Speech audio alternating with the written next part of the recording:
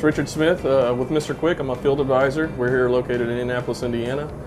Today we're going to go over water heater flues. On this unit here, actually everything is installed properly.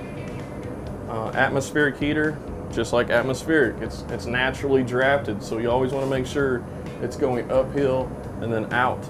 And you always want to make sure too that this is always screwed down to every joint. That way if somebody bumps it, hits it, every joint has a screw in it, as you can see as this unit does. So whoever did this unit did a professional job. If you see something that's taped real loose, this isn't connected to the draft hood, then you're going to have carbon monoxide issues, which is not safe.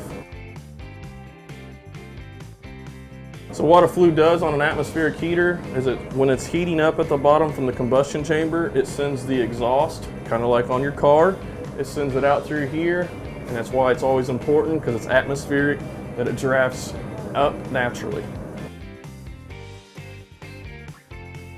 So the top problems with a flue when they're not going uphill is you start getting a lot of backdraft here, which puts carbon monoxide back out through the house.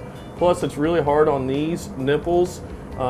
When you have a dielectric union or copper fitting to these nipples, they actually start burning and could cause a leak here. So if a water heater is going downhill instead of uphill, it'll backdraft carbon monoxide throughout your entire house, which again is not safe because it is carbon monoxide, and it will cause damage to the heater as well. And again, it's just not safe for the family. So another thing on a flue too is, again, make sure it's uphill, make sure there's no burn marks, no rust. As you can see on this one, it's nice and shiny, no marks of wear and tear.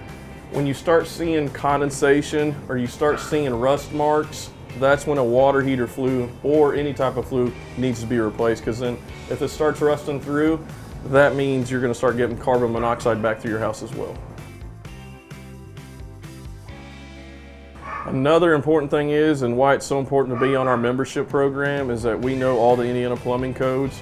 And if you're really concerned about codes and making sure your heater's up to standards before you're buying a home or selling a home, it's always nice to have that membership, because we can do all that. So we come in here, we educate you on it, we make sure everything's up to code, and if it's not up to code, we'll give you options to get that stuff fixed and bring it up to code.